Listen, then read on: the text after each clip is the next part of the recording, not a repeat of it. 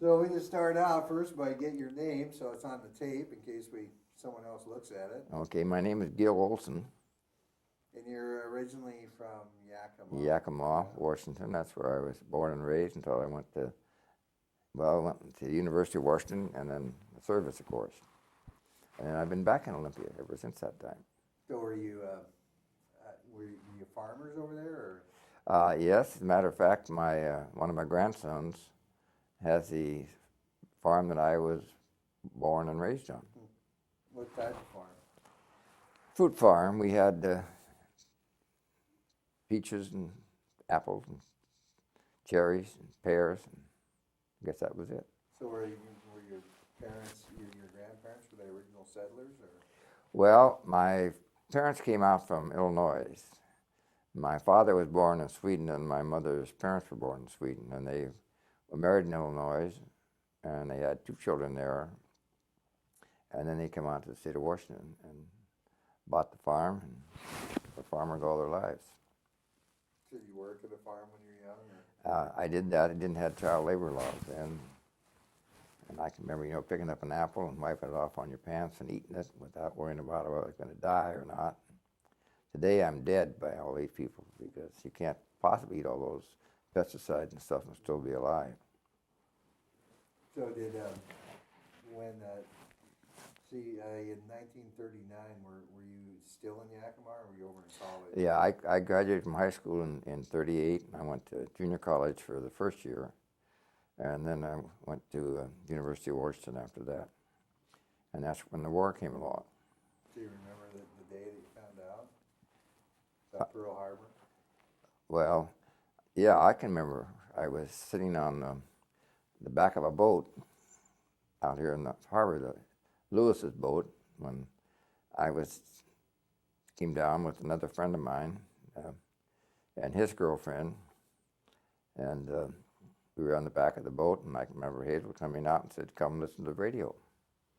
Japs bombed Pearl Harbor." And of course, when we went back to the university that night, things were sort of different because it was all the trucks were driving down to the harbor with all the soldiers, and I got back to fraternity house, and of course that affected a lot of the people in my fraternity house.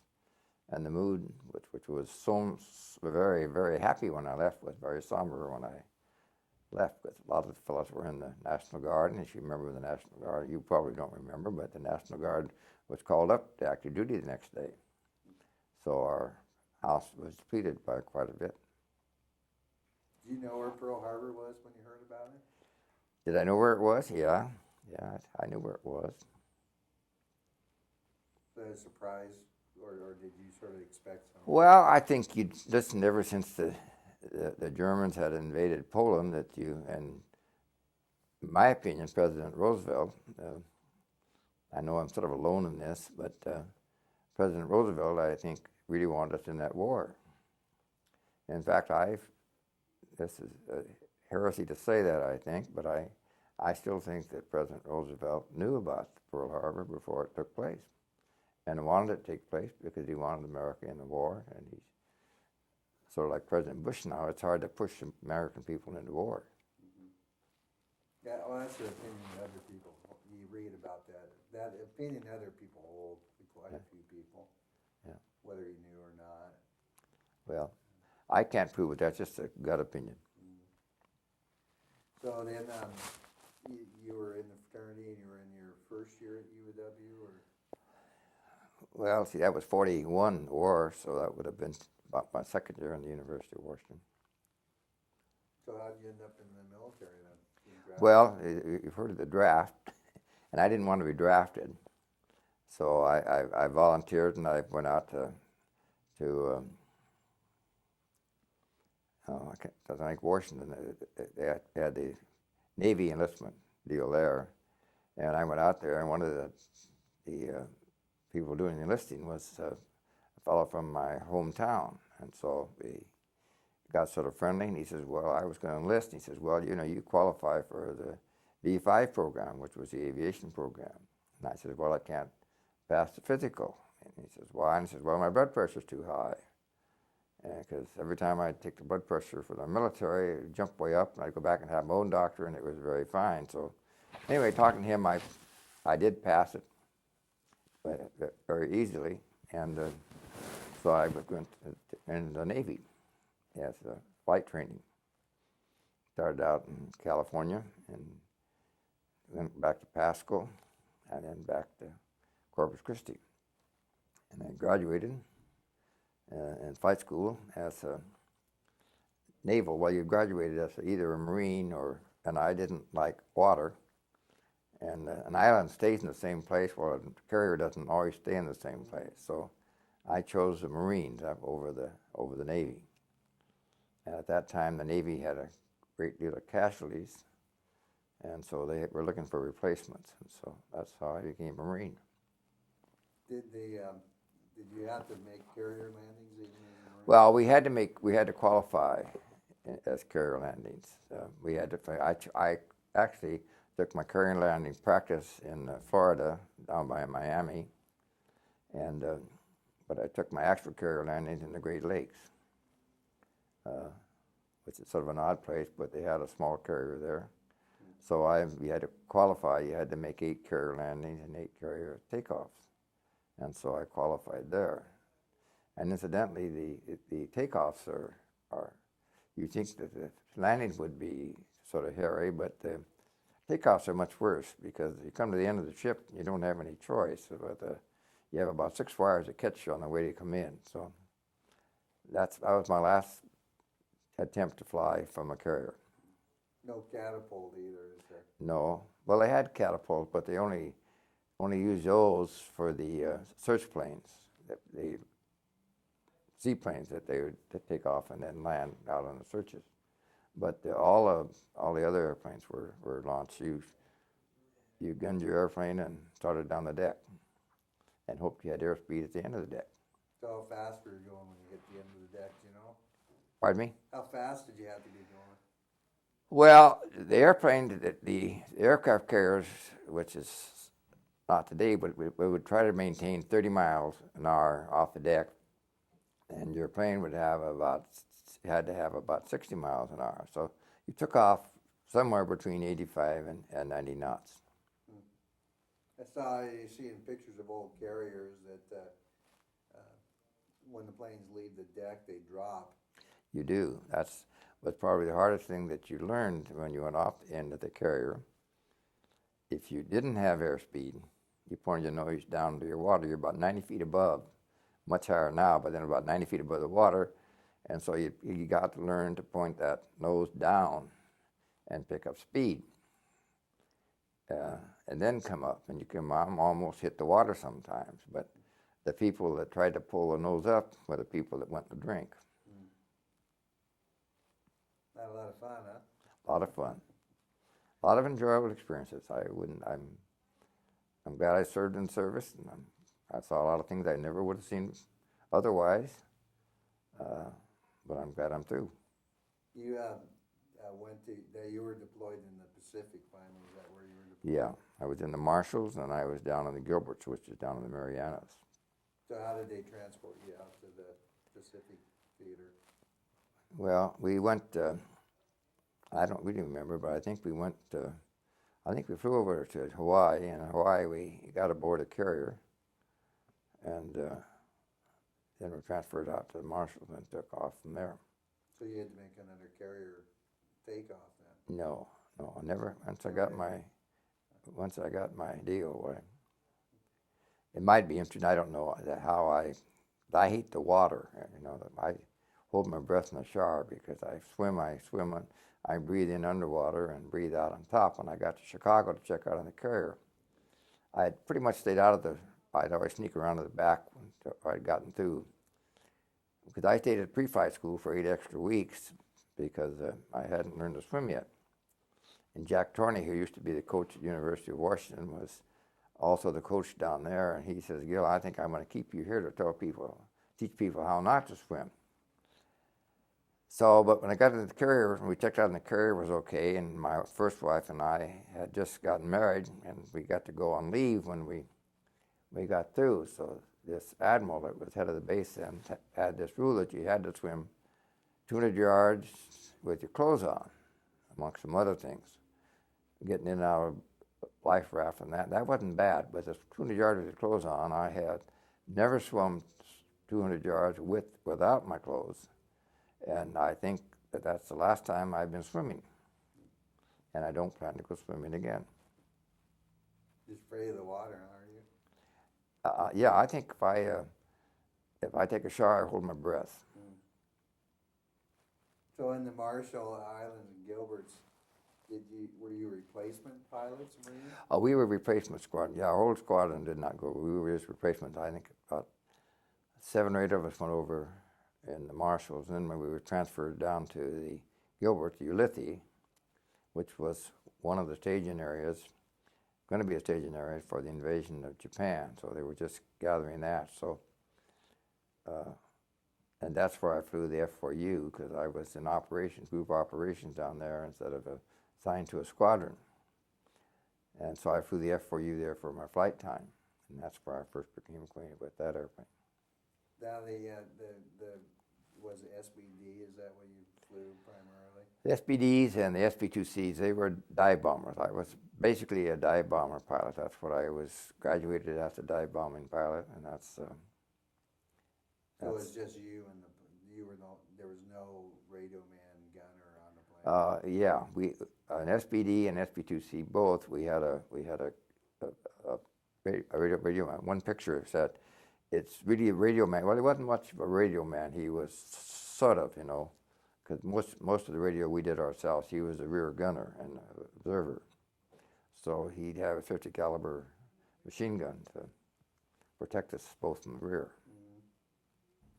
So when you got to the Marshalls and the invasion you came in after the invasions then? Is that how?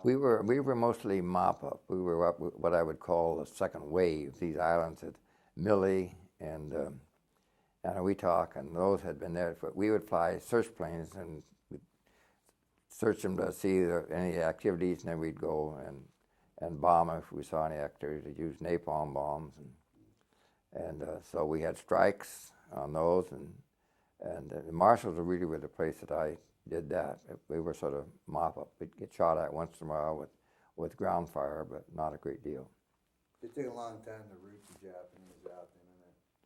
Well, it was funny. Millie was a small island around there. You look at that island, we'd bomb the airstrip, and there was all kinds of bomb holes in there, and we'd fly around that, and they'd fly around, and we'd find some place that they looked like they were growing stuff, and so we'd go into napalm and burn up the ground and burn up the people that happened to be there, So that's really not too much fun, but it's what you were told to do.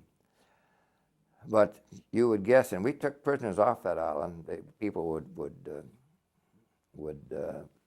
surrender, and we'd send ships down there, and they'd come out, and they were so emancipated, It was really terrible to look at those people.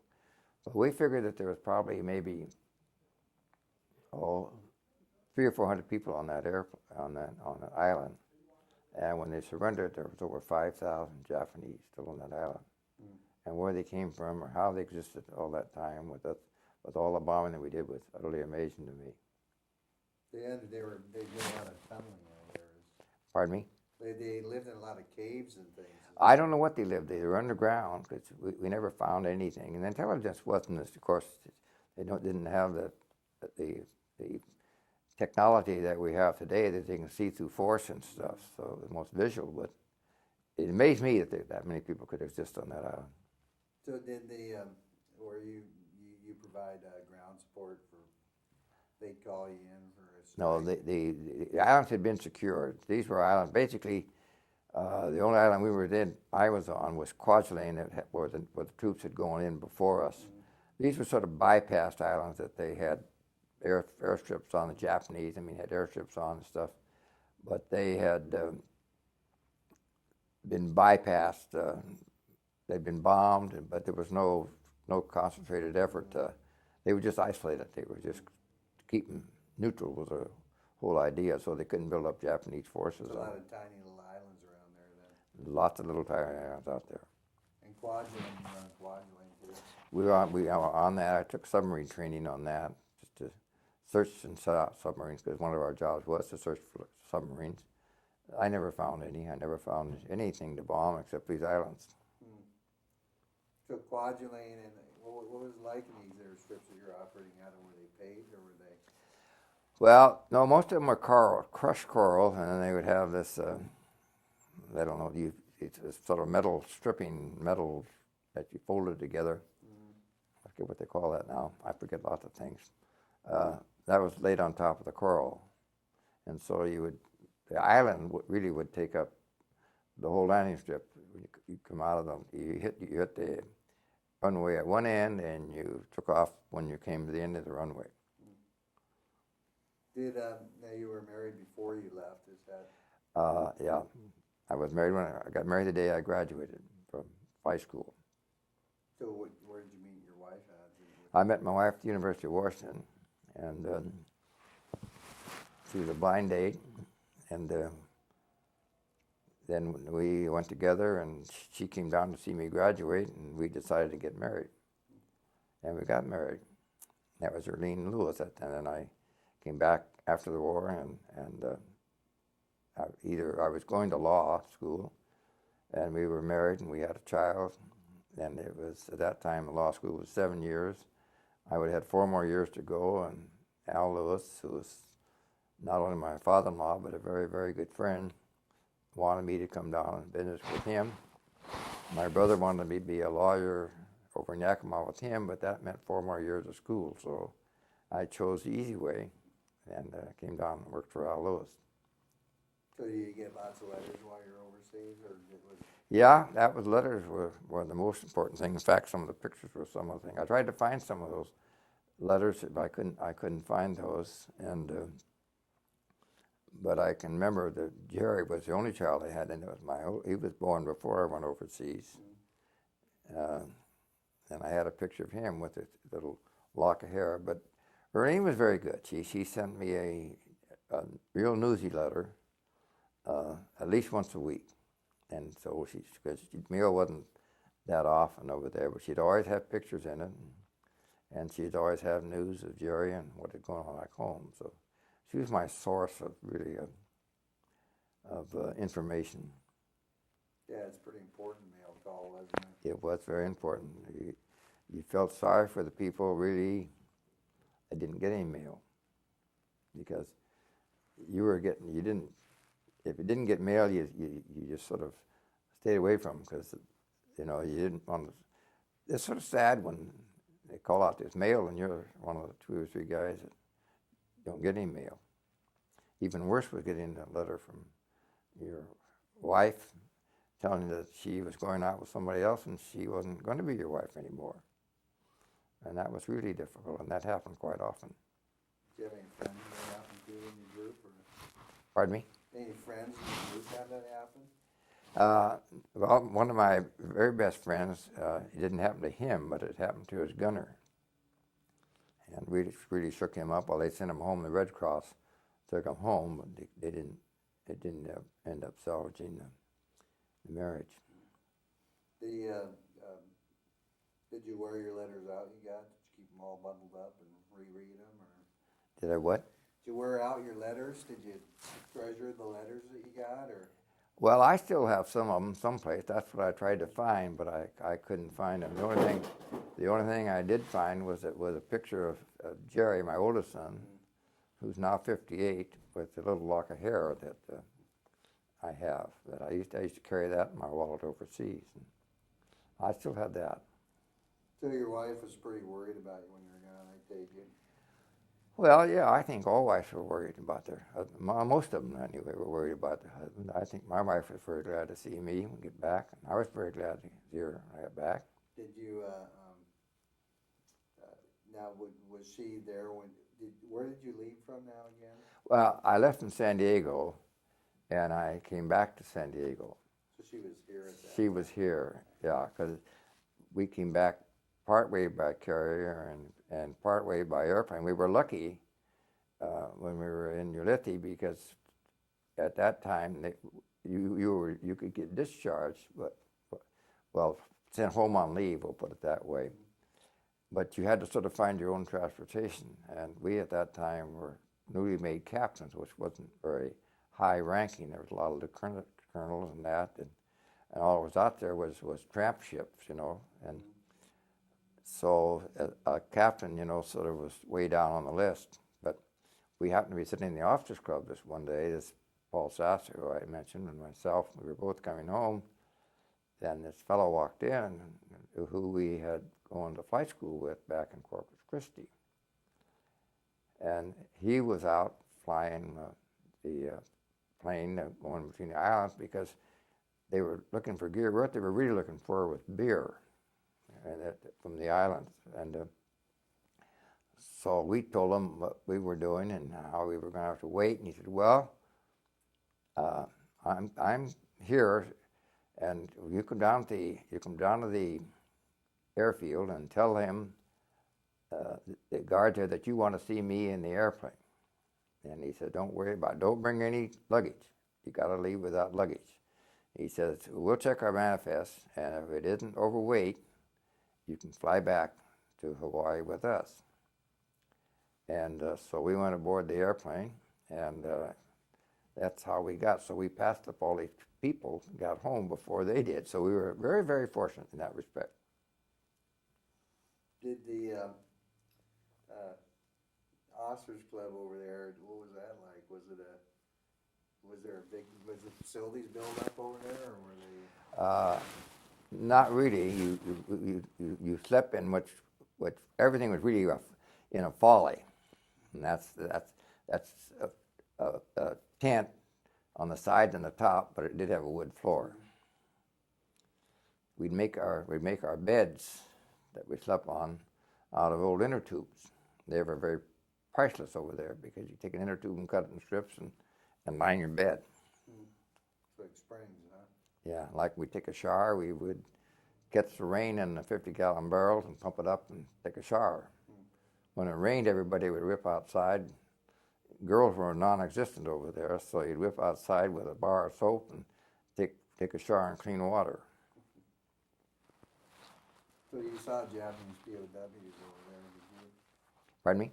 You actually saw Japanese POWs when you were there? Oh yeah, we saw quite a few Japanese over there. The captives. The odd thing about the Japanese, you know, when they take down to the prison, when we'd go down and see them sometime, just out of curiosity, you know, they had showers and everything for them. But the Japanese don't believe in showers, so they take a little, like a wash basin, and turn the shower on and put the wash basin, fill up with water. Then they would squat down beside the wash basin and take a shower. When they run out of water, they'd fill up the wash basin again. They wouldn't think about getting underneath the shower. So were they pretty beaten, or were they? Because there's a couple islands where there hardly anybody surrendered. Were they? Well, their philosophy doesn't believe in surrender. You know, it just amazed me. They're very resilient people. They have a different lifestyle than you and I do. They think differently than you and I do. I'm not saying they're wrong. I think the thing that I've resented the most really was Pearl Harbor. You know, that they were over there bombing us, and I go over there to Pearl Harbor, and I go down on the walkway, and you see all the signs in Japanese and American, and you go into the restaurants, and the menus are in Japanese and English, and I think I sort of resent that. You know, I personally shouldn't have, do have. I have a lot of good Japanese friends, but I still think that we were fighting those people. You know, and I don't quite see a lot of our guys. You know, they were over there, prisoners of war, and I don't think that they would do the same thing for us if they'd won. Did you, at that time, did you have a hatred for them, or? Oh, I don't think it's a hatred. It's just sort of impersonal, really. I didn't really hate the Japanese, you know. And we'd bomb with napalm, and I see these people down there, you know, and that napalm is pretty hot stuff. And so is that hard to do? Well, you're just taught to do that, you know. They're the enemy, and you go bomb them, and you know your pictures are there, what you did, but you don't like to go down the field and start strafing people down that are working, and you don't like to kill people. At least I don't enjoy killing people. You're on being in a dive bomber. Unlike B-17, you had a better chance of actually seeing what you were bombing. Well, you do, because you dive from around 8 to 12,000 feet, and you think you're down vertically. You're really going down about 70 degrees, but you go down to about as low as you think you can, which is about 2,000 feet, and release your bombs, and you're looking right at them, and then you come back out of your dive, hopefully, and so you see that. But the napalm you weren't dive bombing. You do what they call skip bombing. You come in and then go down at about a 45-degree angle and let your napalm go, which was not as bad during the daytime, but at nighttime that you don't realize how much it lights up the sky. So I think the first time I dropped a napalm bomb, I probably dropped mine about 3 miles from the target, because the guy's napalm went out ahead of me, and it scared me. I mean, that big flash. But you get used to it. So why did you go down? Why the different the angle of attack when napalm? Well, napalm you're trying to spread. You know, your napalm bomb, when you want to spread it over a big area. When you're using a 2,000-pound bomb or a 1,000-bomb point attack, you're trying to hit a specific target rather than the napalm. So you're trying to cover a big area with napalm. When that bomb bursts and explodes, you know, they hope it covers a big area. So is that at 2,000 feet? What do you see at 2,000 feet when you're looking down?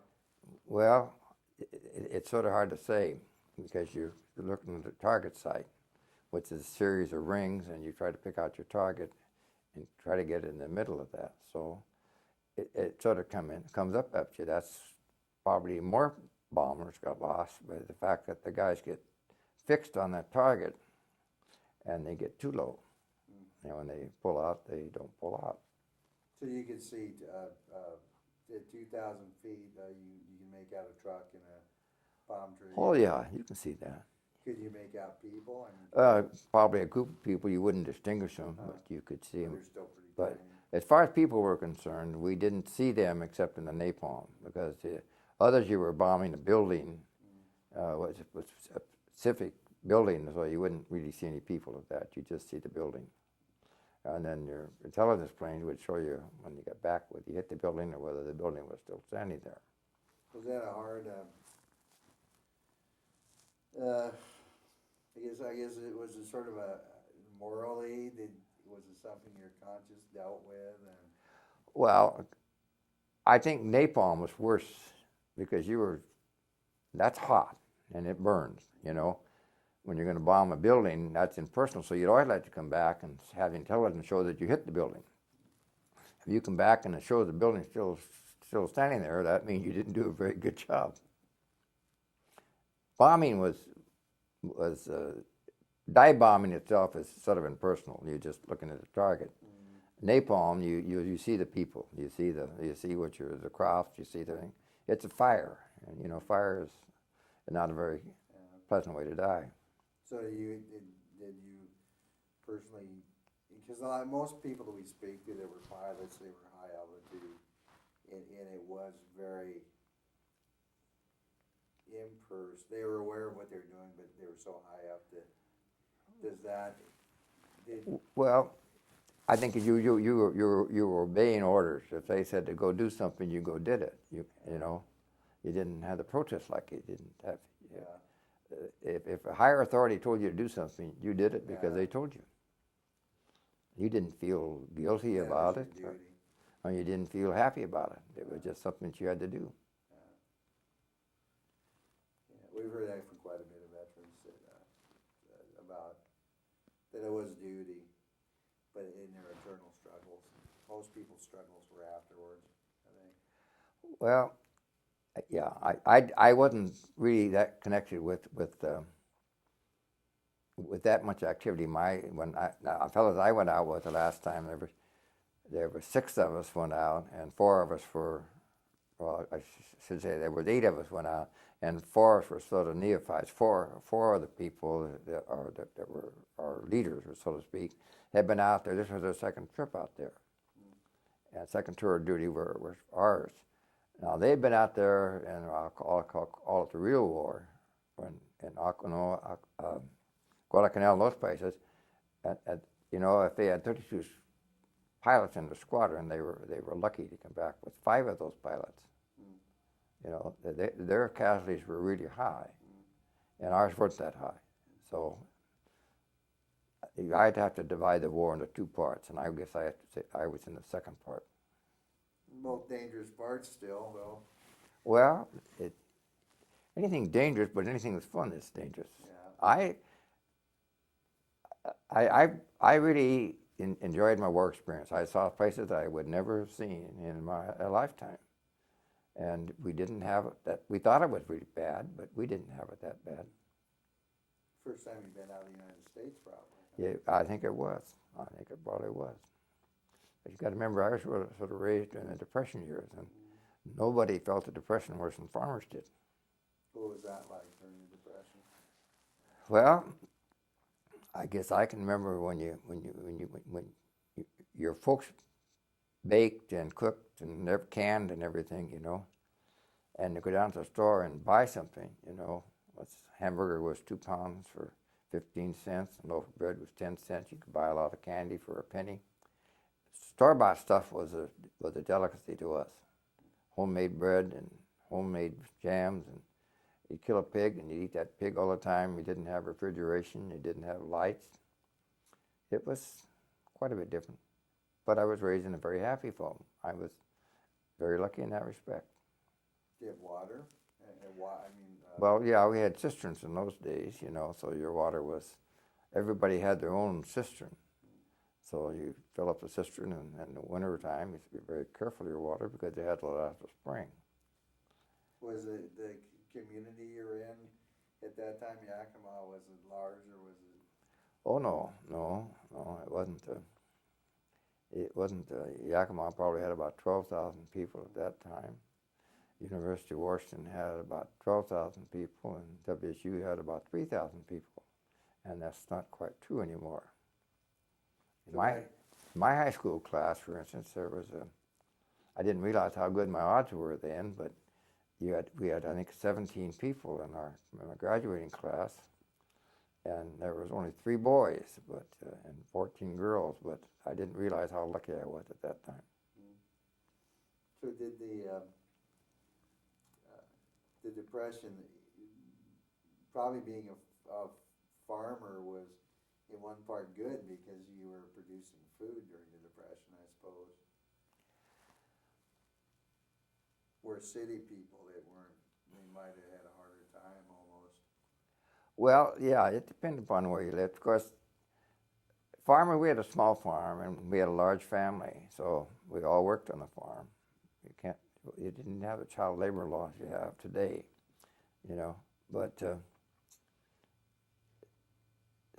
it depends. I think the farmers were more of a community than the people who lived in the cities. If you had a job in the city, you were in pretty good shape. If you've had a farmer, you may do. So that was a big benefit to you, really, actually, and the war really provided for a lot of people. I mean, the education benefits, it changed this country drastically, didn't it? Yeah. It did that for me. I went back after World War II, and I forget what program they call it, but I went back to college after World War II, and it didn't cost me anything at that time, really, We had GI Bill of Rights, and you got your veterans benefits at that time. I still think veterans benefits should be for those people that are injured, not for those of us that came through uninjured. What was the worst part of the whole war for you? What was the worst day you had? Oh, I think the worst thing about the war is really you're away from home. And you don't have the convenience of home, but it wasn't that bad. I think just the loneliness, not lonely because you had friends around, but you missed your family. Family is very important, always been very important to me. And what was the best day? Do you remember what the best day was in that time? When the war ended. When the Japanese surrendered was, you know, you can talk to a lot of people and you can talk about the atomic bomb, atom bomb, you know, and stuff, you know. I happen to think that was a great thing. They killed a lot of Japanese, sure, but as I said, I was on Ulithi, and that's where one of the build-up places were for the invasion of Japan. And the Japanese are very tenacious. To land on Japan, to land on the shores of Japan after seeing other places, we would have lost a lot of people alive today that wouldn't be alive today because their fathers lived through the war that wouldn't have lived through the war. So atomic bomb to me was a great thing. I think it saved a lot more lives, and particularly American lives, than would have been otherwise. Did when you were on Ulithi and the buildup was going on, were you there long enough to watch it occur in the buildup? Not, they were just starting when they dropped the atomic bomb, and that was a time of jubilation as far as we were concerned. Did you know that you were gearing up to invade? Well, yes and no. It was not, you know, something that was press release or whatever. It's sort of word of mouth that when these ships were starting to come and people were starting to come, you know that there's a reason for it. They don't really tell you the reason, but scuttlebutt is a great thing. And officially nothing was said. Scuttlebutt had yes, so who knows? So what do you remember what you were thinking when you were thinking about invading Japan? No, I think nobody that I know of was looking forward to the invasion because they've been through Okinawa and Guadalcanal and those people. The Japanese are tough. They're tough to fight against, and you're defending your homeland. You know that an awful lot of people they'd seen the other landings, you weren't going to make it. If you had gone, you would end up in the Japan, the main island of Japan, wouldn't you, being where you were at Ulithi? You would have gone. Well, someplace we would have been in Japan. I don't know where, because we were not carrier. We hadn't flown carrier enough that we would have been based on a carrier. We would have, once they established a beach hold, if you want to call it that, they would try to secure an air base, and then we would have been transferred to the air base. So we would have been, have a base there, but we would have been bombing targets in Japan, where I don't know. Have you been in Japan? No, I never have been to Japan. Never have a desire to go? No, not really. Not really. I'd like to go down to the South Pacific again. I'd like to go to New Zealand. I'd like to go to Australia because I never got to those. That was supposed to have been our relief, but it didn't turn out that way. I got to go to Guam, which was really very interesting. Don't want to go back to Kwajalein, no, huh? Oh, I'd like to go back and see some. I know some people that did go back to the islands, and the romance, I guess you would call it, was gone now. It wasn't. They aren't quite the same as you remember. Like Majuro, for instance, the natives were off on another atoll, and we were on this one atoll, and now it's back at it's native, and they say go back there, and it's not like it was. It's dirty and poverty, and it's. I've never talked to a person that's gone back to any place in the South Pacific that was glad they went back. The glamour that you think, that you remember, and you always remember the glamour. You don't really remember the bad things. And they go back, and that glamour isn't there anymore. And so, I never regretted not going back. But you go to Hawaii quite often, though, right? We go to Kauai almost every year. Yeah, I don't go to Honolulu though.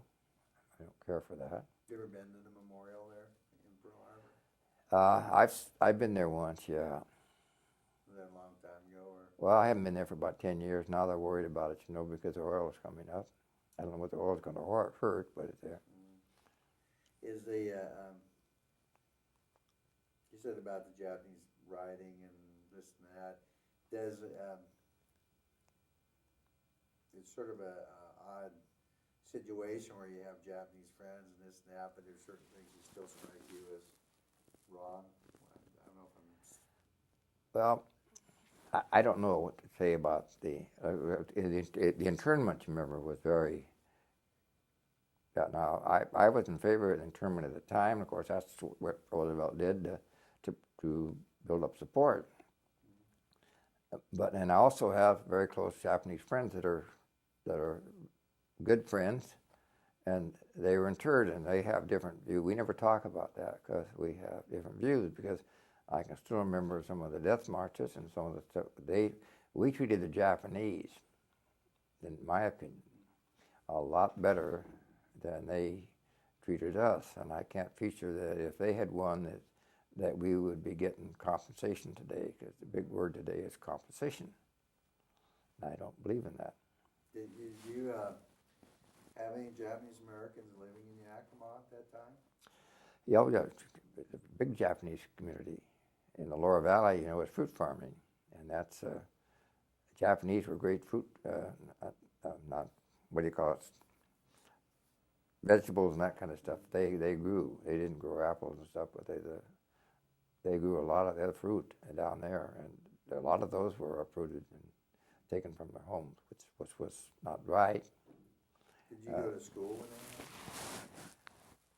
No, what they have in Yakima is got the Lower Valley and the Upper Valley, and I was in the Upper Valley. I don't think that I didn't.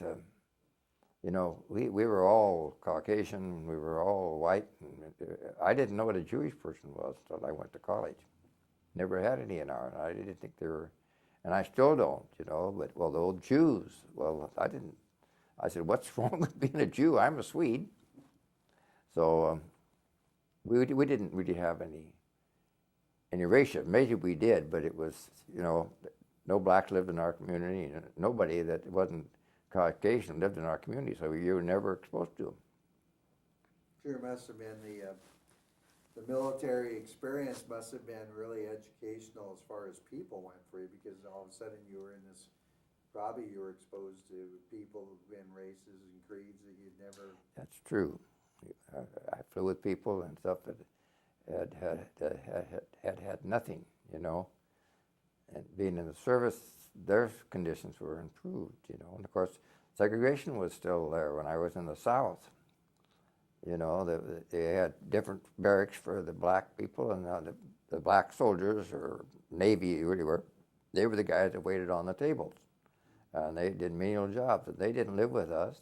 They were kept very, very, very separate. And we used to be sort of stubborn. When we were down in the South, you know, we would never obey the signs in the buses and the trolleys. We would sit in the back deliberately, because I didn't see then, and I don't see now, why you pick on somebody because they're a different color. And they, you know, we were officers, and so these people would get very mad at us, really, you know. But they couldn't say much because they were sort of afraid to say anything about the military. So I sat in a lot of back boxes because I just don't believe in that. It's a big culture shock going to the deep South from up here, isn't it? It used to be, and I don't live it now, but it was two different countries. You know, I can remember the colored only, or no colored allowed, no this, that, you know. I don't agree with that. Did you speak Swedish in your household? Or? Pardon me? Did you speak Swedish in your household? No, I regret that too, because when I was a young kid, you know, by God, I was an American, and I was always called Swede, you know. There weren't very many Swedes in our community, you know. There was a lot of Dutchmen, a lot of Englishmen, a lot of Frenchmen, but Swede was just, now, see, that would be discriminatory. I didn't see why people called me Swede. You know, Ole was okay, but Swede was not. But that. Did your mom and dad? You must have had relatives back in Sweden. Well, we did. My dad did. My dad was born there, but mother and dad would speak Swedish, but we would never learn it because that was. No, we wanted to speak English. I regret that. today, because I wished I had knew more about my Swedish heritage than I do know. Never been there. My sisters moved back there one time and looked up the family, but So you have cousins back there still? I don't know no cousins. I'm now reached that time in my life when I tell my children, when I die, you're going to be the oldest generation, because I am now the oldest generation. I have no brothers, no sisters, no aunts, no uncles, nobody that's older than I am in my family. You're the patriarch now, huh? Well, I'm the patriarch of the family, and I tell my sons now, my kids, my son one says this, well, Dad, I'm 58, how can I be your kid? I says, when you're 75, if I'm still alive, you're still going to be my kid. So it's what happens. Did when you came back, did you just sort of put away those years and go on with things? And yeah, I've never dwelt in the past.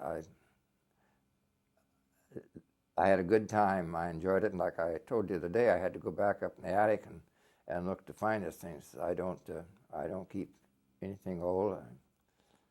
I never wore my medals because I didn't feel that we deserved them. I think the guys that the first time went overseas, they deserved the medals. They earned them. And we got an air medal every 5 trips we made, and I didn't think that was right. That some guy was shot down and wounded, and something that he deserved a medal. I didn't deserve a medal. Were you proud of the time you spent in the service? Was I what? Proud of the time you spent? Yeah, I'm very glad I was in the service. I'm very glad I was a Marine, The old saying, once a Marine, always a Marine. And somebody says, I'm an ex-Marine. I said, there's no such thing as an ex-Marine. I'm very proud of the fact that I served, yes. I'm very proud of the fact that I was a Marine. Is when you see the flag at a football game, or what do you think when you see that? Well, I'm a flag buff, I guess you'd want to call that. I know flag etiquette. And I put my hand over my heart, and I do something else. The seam of your pants is where your left hand's supposed to be, and your hand's supposed to be cupped, and this hand's supposed to be it's supposed to be closed and over your heart. And you stand at attention. You stand at attention, and you always face the flag. And you see people around now with their hands in their pocket, and that irritates me, I believe in respect for the flag. Now, there's a great deal of patriotism today, as you know, of people flying the flags, but, I have a flag and I fly it, but every time I fly it, I have a post-it I fly it on, and I always have the light on, because the flag is not supposed to be flown at night unless it's illuminated. But most people don't know that. They have the flag to drag on the ground. And I said, well, they're patriotic, but they ought to at least learn respect for the flag. And if I had my brothers, you would do that. And if I give the flag salute, which I do quite often, I always explain to the audience first that they're supposed to stand erect, at attention, with their hand over their heart, and their left hand at their side. I think that's important. Maybe it is, maybe it isn't, but to me it's important. I think a lot of people don't know a lot of people have no idea what price was paid for that flag. Well, I can remember a friend of mine, it's an old friend, I'm not going to give his name, but he was telling me one day, I have a flag down in my front yard. I said, do you keep it up all night? And he said, yeah. I said, do you have a light on it? He said, no. Why? I said, the flag is never supposed to be up at night unless it's illuminated. Well, I didn't know that. Darn you anyway. Now I got to go home and light the flag up. Respect the flag is very important to me. Respect the country is very important to me. Respect the family is very important to me. I hope I never lose those values. Well, thank you very much, Gil. That wasn't too painful, was it? No? I probably talked too much. No, you were great. You're the second person in Yakima that. Second person in Yakima. Was that right? Who else? Yeah. I can't, I gotta look and see. You're just as bad as I am, aren't you? Yeah. I can't remember anymore. Actually, we also, but as far as fruit farmers, I think you're about the third or fourth fruit farmer. Yeah. Had a woman and a man who Well, she farming was raised a in big the farm. industry in Yakima. She was raised in the farm, and her husband had a farm deferral and spent the war years in the farm. And you know, actually, they probably weren't from Yakima because I think they might have been Swedish, actually. Well, I don't. Farmers might have been deferred. I don't know. I wasn't farming at the time. I was going to college, and college had sure, so I weren't deferred. So V5 was a college military program. Yeah, you had to have 2 years of college, and you had to pass the physical, and you had to. It was to get in V5 was pretty tough, and I was going to enlist in the Army Air Force because I liked flying. I had a pilot's license before the war, and I was on to be a pilot. But you know, I don't know why this was. I could not get my heart down. You know, it's way up 200 now. It's 130 something. I had no trouble. But I go take that physical, you know, and I just know that heart test was coming. Boy, I'd go home, take blood pressure, and it was fine. You know, my own doctor, I thought, go home. So finally this guy says, you know, you got to do something pretty soon because you can't keep exempting you in the draft. So I went out to what do they call that field the field is still there, but it's not active anymore in Lake Washington. I can't remember what it was. But I went out there to enlist, and this guy that was at the enlistment he was a captain, but he was from my hometown, so he got talking to me. And he says, well, Jesus, you ought to go in the V5 program. I says, I can't pass the physical. And he said, what's wrong? I says, my blood pressure. Well, of course, the blood pressure was always the last thing they gave. He says, well, let's go take it right now and see how it is. And so I did. Well, geez, once I passed, and it was just normal. So once I passed that, you know, the rest of it was a cinch. So that's how I came to be in the Navy instead of the Army. Yeah, I have that problem too. If I go to the doctor, my blood pressure's always high. And it might not. I get it. As soon as I get the cuff out, I just get excited. It's like I told your dad now, you know, right now, if you ask me today, if you know a perfect asshole, yeah, I know Gil Olson. I said, you know I got a perfect asshole because yesterday I had to have this thing, they stick this thing up your fanny and they got a picture of it, you know. And I said, when it got all through, the doctor says, well, everything's okay. So you see, I may be a bad guy and everything else, but I'm a perfect asshole. Well, I walked back over and I'll tell you,